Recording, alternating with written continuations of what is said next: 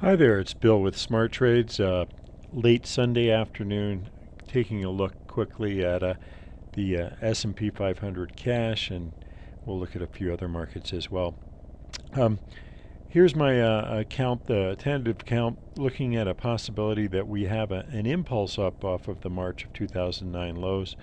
One of the key ingredients here is recounting this correction off of the October highs, and in so doing, actually counting the ensuing rally as an irregular B wave. Um, what that does, it allows for alternation between waves 2 and 4, um, and also gives us a little bit of a uh, uh, explanation of why we have basically a three-wave structure up to a new high. And this count is, as far as I know, isn't out there in the public domain right now. So anyway, it's a bit interesting to look at. As far as this irregular pattern of the B wave, it's certainly not unprecedented, and indeed a very popular count uh, in recent years. Looking at the longer-term Dow chart, here's a Dow monthly. And this is the classic Prechter Elliott wave count off of the high is A down into the 2002 low, and then an irregular B wave, i.e. it makes a new high with a triangle in the B wave position, and then up higher, and then a C wave down. Again, looking back, that's the exact same pattern that we have here in this fourth wave. What's interesting is that Prechter and others aren't counting this necessarily as a fourth wave. I'll have some more on that a little bit later in a different report, but the possibility exists in my mind that this is actually a fourth wave, and that on the March 2009 lows, the fourth wave is indeed completed. And not that we're off to the races quite yet, but that ultimately perhaps that low may actually hold. Excuse me. Now here's the same count on the Dow, and I'd like to note the 62% retracement level comes in right around 11,260, and again here's that five-wave pattern up off of the March low with the irregular fourth wave. Here looking at the hourly S&P, I believe we've got 5 waves up, getting close to termination as well. Again, we have 3-wave patterns to new highs, although this could be another irregular. I favor that this is actually the middle stages of a diagonal triangle, this being the first leg up, and 2, and then 3 completing shortly. We'll have one more dip and another rally, perhaps up to a target around the 1222, 1223 area, which, let me go back just a bit here. That's both 62% of the wave 1 rally, and it's also a 62% retracement of the entire decline from 2007 to the 2009 lows.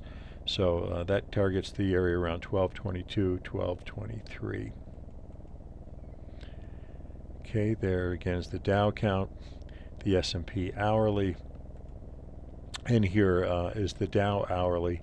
Again, same idea, 1, 2, 3, 4, and we've got, I believe, wave 3 of a diagonal triangle. One more pullback, one more rally should just about do it.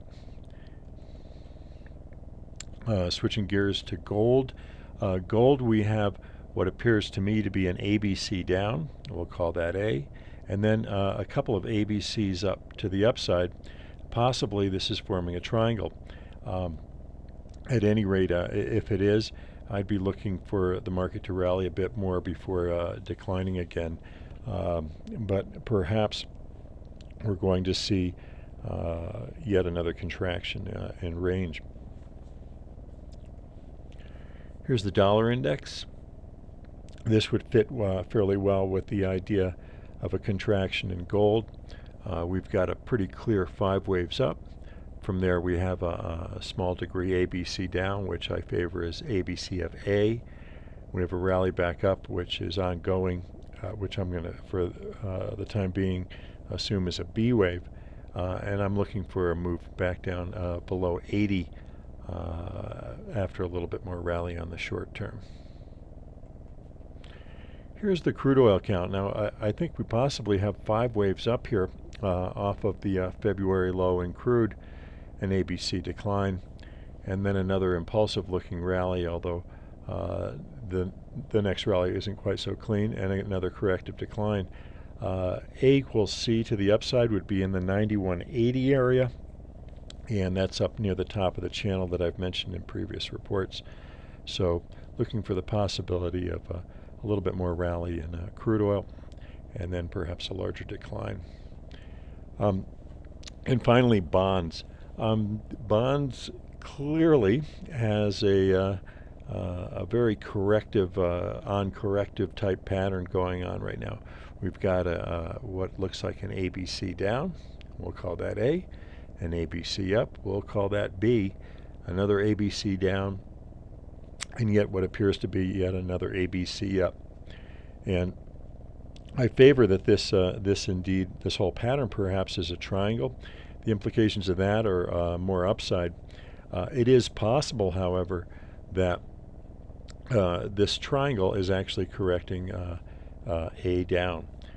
If that's the case, a breakout to the downside is going to be bearish, and we're going to see a spike down of relatively similar magnitude to the drop we had in A, which was a good 20 plus points. So at any rate, up here around 120 or so, if it fails to pop through, I would look for another decline, short term at least, and if we break through the previous lows and break through, say, the 112 area, perhaps a more significant decline.